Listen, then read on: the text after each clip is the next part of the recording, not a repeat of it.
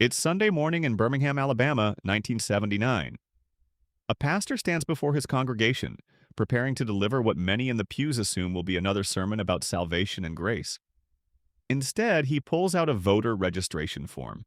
Within minutes, hundreds of congregants are filling out paperwork, not for heaven's reward, but for a very earthly political battle.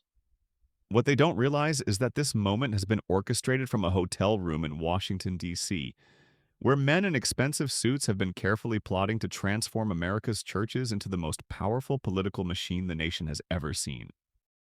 The Bible Belt's churches didn't always look like they do today. For most of American history, the evangelical Protestant churches that dotted the South and Midwest were actually suspicious of political involvement. These weren't mega churches with coffee bars and political action committees. They were modest buildings where preachers focused on personal salvation, biblical interpretation, and staying far away from the corrupting influence of worldly politics. In fact, when John F. Kennedy ran for president in 1960, many evangelical leaders explicitly stated that they preferred to keep their faith separate from their politics. The idea that a church would tell you how to vote would have seemed almost heretical to these communities. But something changed. Something deliberate. Something that would reshape American politics for generations to come. To understand how churches became political powerhouses, we need to go back to 1971 when a corporate lawyer named Lewis Powell wrote a confidential memo that would change everything. Powell, who would later become a Supreme Court justice, penned a document for the U.S. Chamber of Commerce warning that American business was under attack from liberals, environmentalists, and consumer advocates. His solution? A systematic, long-term campaign to shift American culture rightward by infiltrating universities, media, and yes, churches. The Powell Memo, as it became known, wasn't just theory. It became a blueprint. Wealthy conservatives began funneling millions into think tanks, media organizations, and political training programs. But they had a problem. The conservative economic policies they wanted, cutting taxes for the wealthy, reducing business regulations, shrinking social programs, weren't particularly popular with working-class Americans, including the millions who filled evangelical churches every Sunday. This is where the genius, or depending on your perspective, the cynicism of the strategy emerged. Political operatives realized they needed to give working-class religious Americans a reason to vote against their own economic interests. They needed wedge issues that would make these voters prioritize culture over class, faith over finances. And they found their opening in an unexpected place, not abortion, as many assume, but segregation. Here's where the story gets truly fascinating. In 1971, the same year as the Powell Memo, the Internal Revenue Service revoked the tax-exempt status of Bob Jones University, a fundamentalist Christian institution in South Carolina that banned interracial dating and maintained segregationist policies. The IRS decision affected thousands of private Christian schools across the South, institutions that had sprung up in response to the Supreme Court's Brown versus Board of Education decision, mandating school desegregation. These weren't just schools, they were a movement. A network of institutions that allowed white Christian families to avoid integrated public schools while maintaining their tax benefits. Paul Weyrich, a conservative activist and co-founder of the Heritage Foundation, saw an opportunity. He later admitted quite openly that he had tried for years to mobilize evangelical Christians around various issues with little success. School prayer didn't work. Pornography didn't galvanize them enough. But when the IRS threatened the tax status of their segregated schools, that, Weyrich said, was the spark that ignited the religious right. The segregation issue, however, was politically toxic. By the late 1970s, openly defending racial discrimination was a non-starter in national politics, even among conservatives. So Weyrich and others, including a televangelist named Jerry Falwell, made a calculated pivot. They would redirect this newly awakened political energy toward an issue that was more palatable, more morally absolute, and less likely to generate accusations of racism. They chose abortion.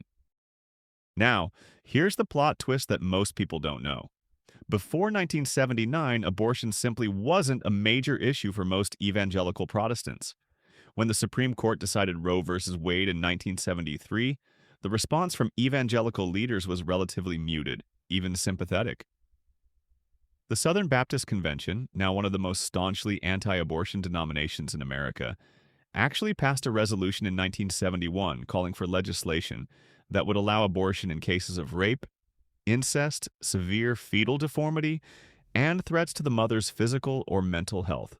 W.A. Criswell, the influential pastor of First Baptist Church in Dallas, said after Roe v. Wade, "I have always felt that it was only after a child was born and had a life separate from its mother that it became an individual person, and it has always seemed to me that what is best for the mother and for the future should be allowed."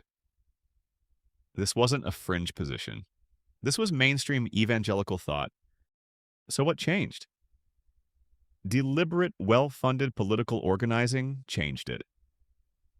In 1979, Jerry Falwell founded the Moral Majority with crucial support from Paul Weyrich and other conservative political operatives.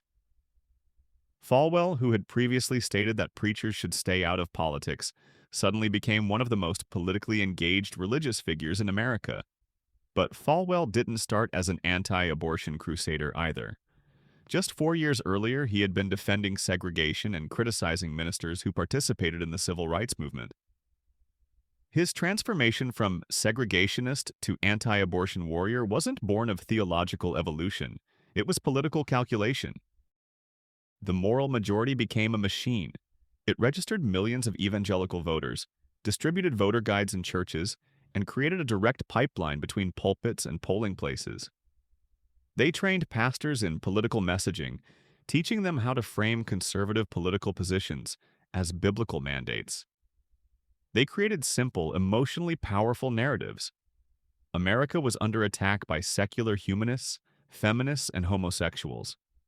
Only by voting for conservative candidates could Christians save their country.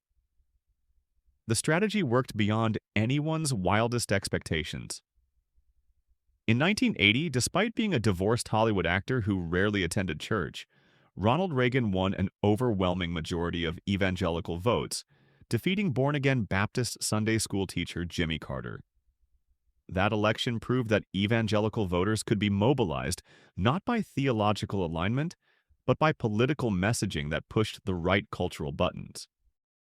Before we continue with how this political machinery expanded and deepened its grip on churches across America, I want to take a quick moment to say thank you for watching Professor Archive.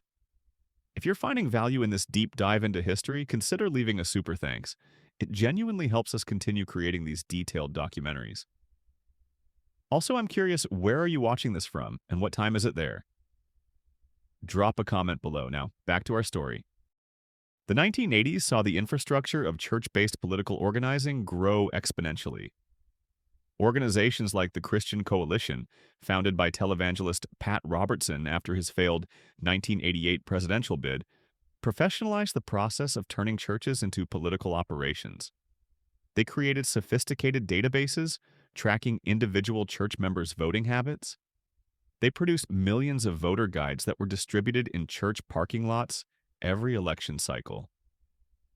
These guides presented political issues in starkly binary terms, suggesting that one party was aligned with Christian values and the other was not. Tax laws prohibited churches from endorsing specific candidates, but these organizations found creative workarounds, framing issues rather than candidates, distributing information through technically independent organizations, and using language carefully calibrated to avoid legal problems while making their political preferences crystal clear. The financial resources flowing into this movement were staggering. Between 1974 and 1980, the number of conservative think tanks and advocacy organizations tripled. Wealthy donors like Joseph Coors, Richard Mellon Scaife, and the Koch family poured hundreds of millions into a network of organizations that would shape conservative messaging for decades. Many of these organizations explicitly targeted religious communities, understanding that churches provided something invaluable: trust, social networks, and regular access to millions of Americans every single week. Consider the infrastructure that was built.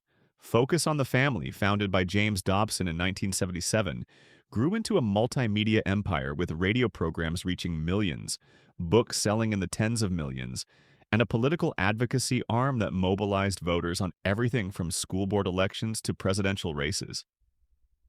The Family Research Council, Alliance Defending Freedom, and dozens of similar organizations created an ecosystem where political messaging was packaged as faith-based advocacy. These weren't grassroots movements bubbling up from church basements. They were astroturfed operations manufactured to look grassroots but actually directed from well-funded Washington, D.C. offices. The theological transformation was equally remarkable. Evangelical Christianity had historically been premillennialist, believing that the world would inevitably decline until Christ's return, making political engagement somewhat pointless. But a new theology emerged, one that emphasized Christians' duty to take dominion over secular society, to reclaim America as a Christian nation, to fight culture wars as spiritual battles. Dominionism, Reconstructionism, and Seven Mountains theology taught that Christians should seek to control the seven spheres of cultural influence: religion, family, education, government, media, arts and entertainment, and business. This wasn't traditional evangelical theology. It was a political ideology dressed in biblical language. The messaging became increasingly apocalyptic and urgent. Every election was framed as the most important in history, a last stand against forces that wanted to destroy Christian America. Fundraising emails and sermons painted vivid pictures of persecution, censorship, and moral decay. The language of spiritual warfare merged with political campaigning. Voters weren't just choosing candidates, they were soldiers in an existential battle for America's soul. This rhetorical strategy was brilliantly effective because it short-circuited rational political analysis. If you believe that voting for the wrong candidate might literally result in your children being corrupted, your churches being closed, and God's judgment falling on your nation, you're not going to carefully weigh tax policy or healthcare proposals. You're going to vote based on fear and identity. The issues themselves were carefully selected for maximum emotional impact. Abortion became the non-negotiable issue, the moral litmus test that trumped all other considerations. A candidate could support policies that hurt the poor, cut assistance to struggling families, or engage in personal behavior that violated every biblical teaching about honesty and compassion. But if they claimed to be anti-abortion, they would receive evangelical support. The same pattern emerged with homosexuality, which became an obsessive focus for many evangelical political organizations, despite Jesus never mentioning it and the Bible containing only a handful of ambiguous references. Meanwhile, issues that Jesus discussed constantly, like caring for the poor, welcoming strangers, and the dangers of wealth, were conveniently downplayed or reinterpreted. What's particularly striking is how this political mobilization changed what it meant to be evangelical. Sociologists who study religious identity have documented a fascinating shift. By the early 2000s, identifying as evangelical had become as much a political identity as a theological one.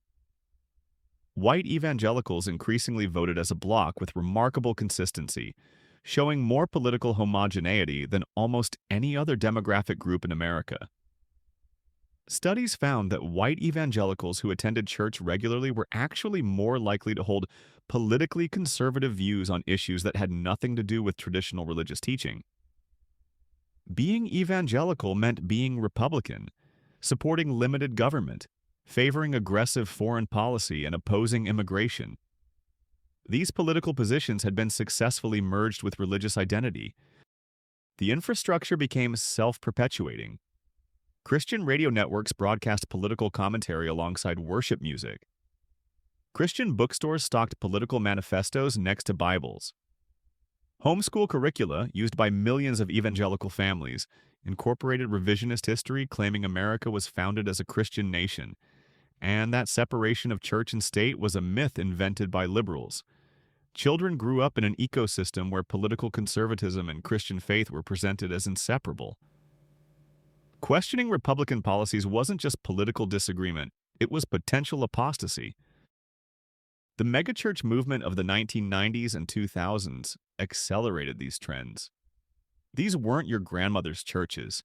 They were branded experiences with professional production values, charismatic celebrity pastors, and business model approaches to growth and engagement. Many megachurch pastors explicitly embraced political engagement, hosting campaign events, endorsing candidates from the pulpit, and framing political issues as biblical mandates. When legal challenges arose, they had the resources to fight back. When criticism emerged, they had media platforms to defend themselves. And they had congregations of thousands, sometimes tens of thousands, who trusted them implicitly. The case of Ted Haggard illustrates the contradictions at the heart of this movement. Haggard, who led a Colorado megachurch and served as president of the National Association of Evangelicals, was one of the most politically influential evangelical leaders in America during the George W. Bush administration.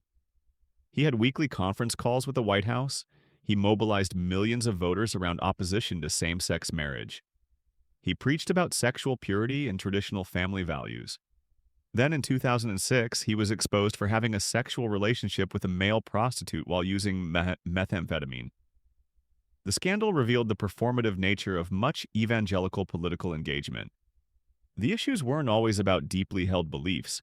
They were about political power and cultural identity. The Trump era brought all these contradictions into sharp relief. Here was a thrice-married casino owner who bragged about sexual assault, rarely attended church, couldn't name a single Bible verse when asked, and embodied virtually none of the family values that evangelical leaders had spent decades promoting. Yet white evangelicals supported him at higher rates than any previous Republican candidate, with 81% voting for Trump in 2016. How could this happen? Because by 2016, evangelical political identity had fully detached from theological consistency. What mattered wasn't Christ-like behavior, but tribal loyalty, political power, and cultural dominance. Evangelical leaders didn't support Trump despite his moral failings. They supported him because he promised to deliver political victories, appoint conservative judges, and fight their cultural enemies. The language became explicit in ways it never had been before. Evangelical leaders openly discussed Trump in transactional terms.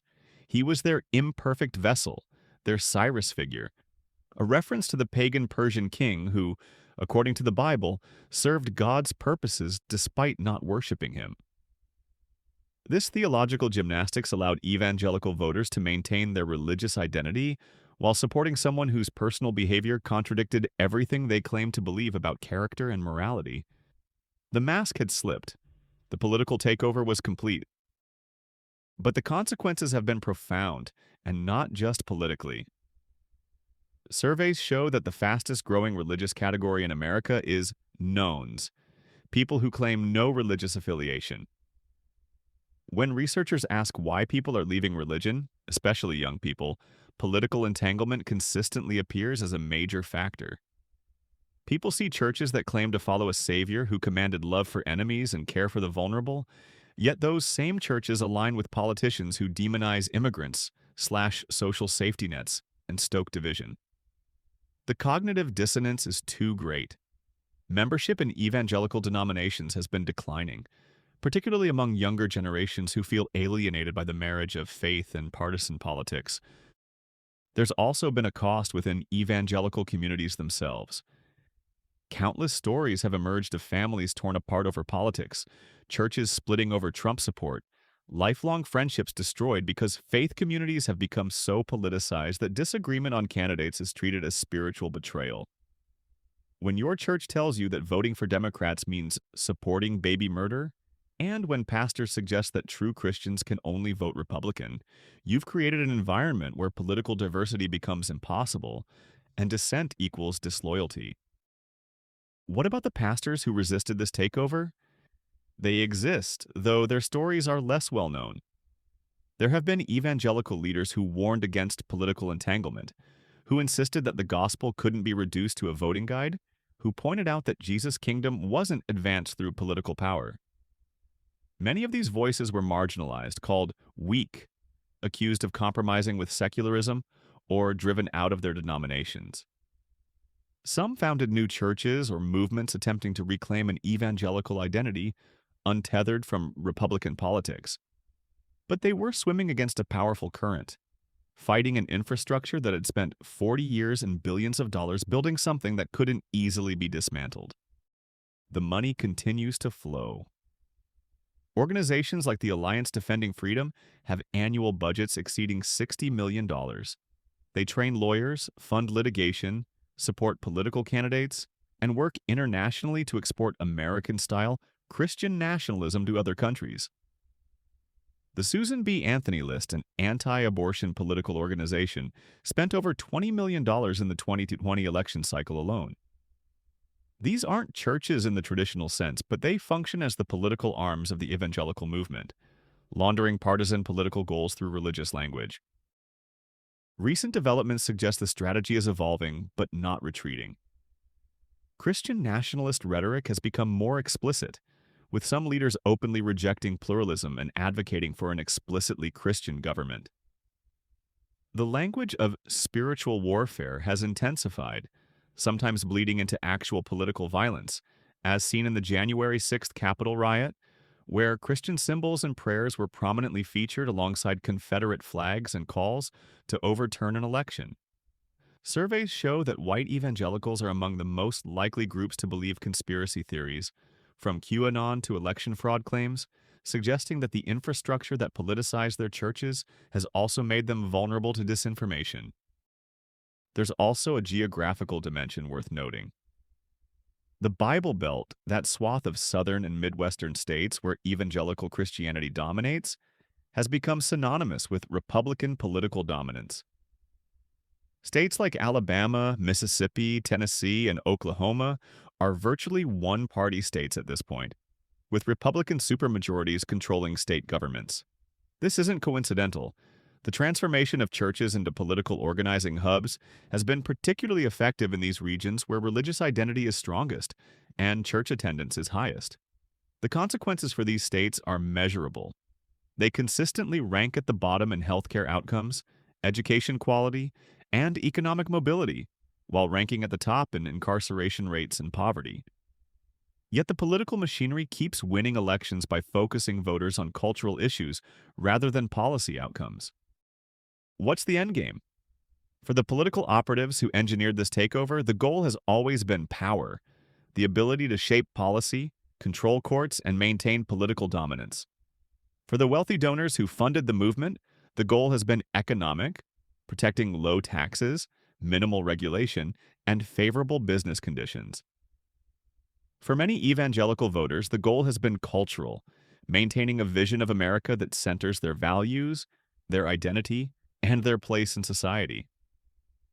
These goals don't always align, which is why you see evangelical voters supporting tax cuts for billionaires that provide them no benefit, or opposing healthcare expansion that would help their own communities. The cultural identity has been so successfully merged with the political platform that people vote against their material interests in service of their tribal identity. Can this be undone? That's the billion-dollar question. Some former evangelicals argue the damage is permanent, that the brand is too tainted, the politicization too complete. Others suggest that demographic change will solve the problem as younger generations reject the politics of their parents' churches. Still, others hope for a reformation from within, a return to a Christianity focused on spiritual rather than political transformation.